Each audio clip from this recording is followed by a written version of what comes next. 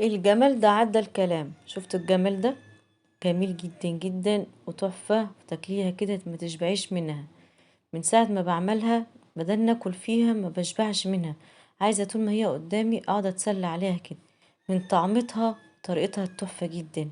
كل لما اجي اعملها وتخلص ولاد عايزين منها تاني. نسمي الله ونصلي على الحبيب وندخل نشوف عملنا احلى صينية كنافة بالمانجا والكريمة، تحفة جدا. متنسوش لايك واشتراك في القناة ولايك ومتابعة على صفحتي على الفيسبوك.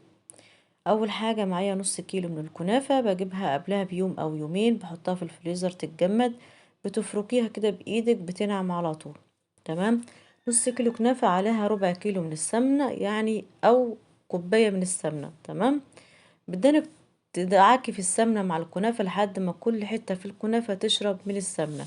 حطيت عليها 4 معالق من السكر، وبعدين بتجيب صينية مدهونة سمنة وتدخلها الفرن، بتاخد اللون الحلو التحفة ده. عندك شربات بس يكون بارد. الشربات بتاعها كوبايتين سكر، كوبايتين مية، وعصرة ليمونة. بتسيبهم 10 دقايق وبعدين بتسيبهم يبردوا تماما. بعد ما يبردوا بتسقيه الكنافة سخنة والشربات بارد، تكون ساقع متلج. بس اهم حاجة تكون الشربات هو اللي بارد. هسقي كده الكنافة كلها كده، وبعد ما بسقيها بتاخد بقى تشرب وتشبع من الشربات، تاخد كفايتها من الشربات يعني. بسيبها بقى تبرد تماما وبغطيها عشان تدهنها طرية واسيبها تبرد. عايزة تاكليها كده بتبقى تحفة جدا، عايزة تزوقيها براحتك يعني، كده حلوة وكده حلوة. تمام. انا هسيبها تبرد، وبعد ما برد عندي هنا كريم شانتيه، قلت ازوقها كده بالكريمة. حلوة قوي قوي، ولادي بيحبوها جدا. صينية الكنافة بالكريمة والمانجا دي بتبقى تحفة. اليوم اللي بعمل فيه بدانك تاكلي فيه، انا عن نفسي باكل فيها ما بشبعش منها. هحط كل كمية الكريمة كده وافردها اظبطها. وعايزة بقى التزيين ده يرجعلك، ممكن ما تحطش مانجا، ممكن تحط اي فاكهة تانية عندك. يعني لو مش عندك مانجا مثلا، مش متوفرة عندك في الفريزر، انا كان عندي مانجا مخزنة في الفريزر وكده، فديتها زينها بيها. ما عندكش مانجا، احنا اللي من دول في موسم الفراولة، في موسم في فراولة كتير في السوق، وسعرها يعني معقول كويس، مش غالية قوي. سعرها معقولة، ممكن تزينيها بالفراولة عادي. تمام. هظبط كده الكريمة عليها كده وافردها بالشكل ده. اللي ما عملش لايك يا جماعة ياريت يعمل لايك ويشير الفيديو ده، واللي ما اشتركش في القناة يشترك. كده فردتها. اجيب بقى كده عندي كده مانجا، كنت مخزنة في الفريزر. ماشي، ده قطع مانجا، فقلت بقى ايه، انا عامها كده بالهاند بلندر تبقى ناعمة. بس دي مانجا صافية، معلهاش اي اضافات، لا مية ولا سكر ولا اي حاجة، دي مانجا بس صافية. قطع مانجا، فقلت بدل ما هي تبقى قطعة كده سليمة، فايه نعمتها بالهاند بلندر بقت معجون كده زي معجون المانجا. افردها كده على الصينية.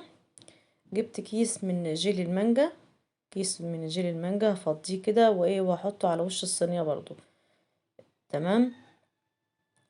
احط عليه نص كوباية، نص، عشان انا عايزاه يجمد على طول.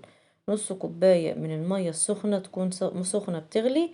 هدوب فيها الجيلي لحد ما يدوب، وبعد كده بتبرديها بنص كوباية من المية العادية.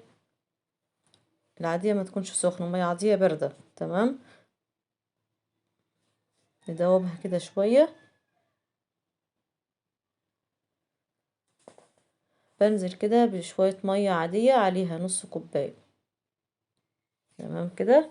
وبعد كده بترجع بحطها بقى على وش الصينية، بسيبها تبرد وتتماسك الوش بتاعها عشان الجيلي يتماسك. اهي انزل بقى كل الجيلي كده بالشكل ده.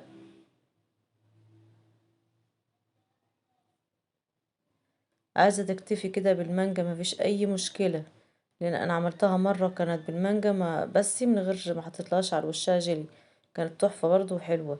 اسيبها بقى تبرد وتتماسك، وشها يتماسك كده، وبعدين نرجع نشوف الجمال اللي هو مش عايز حد يحكي عنه، هو بيحكي عن نفسه. كده بعد ما عدى ساعة تماسكت وبردت معانا، نقطع بقى قطعة كده من الكنافة الجميلة دي اللي بتاكلي منها تشبعيش منها دي، طرية وجميلة.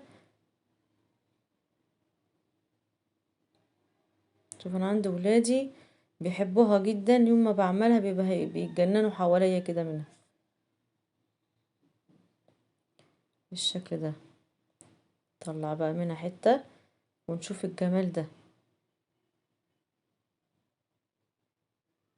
يا سلام، ايه الطبقات والجمال ده، تحفة جدا بجد، طعمها حلو قوي قوي.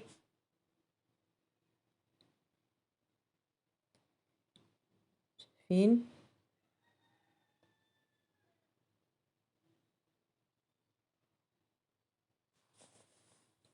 ايه رأيكم؟ جربوها بجد هتعجبكم قوي. قلنا يا جماعة اللي مش عنده مانجا، عشان في ناس سألتنا على صفحتي على الفيس اللي انا ما عنديش مانجا اعملها بايه، قلت لها في موسم الفراولة اللي من دول متوفر، اعملي بالفراولة عادي، تبقى جميلة جدا. بالفراولة بتبقى حلوة برضه. جربيها وما تنسوش بقى اللايك والاشتراك في القناة، ولايك ومتابعة على صفحتي على الفيسبوك. سلام عليكم.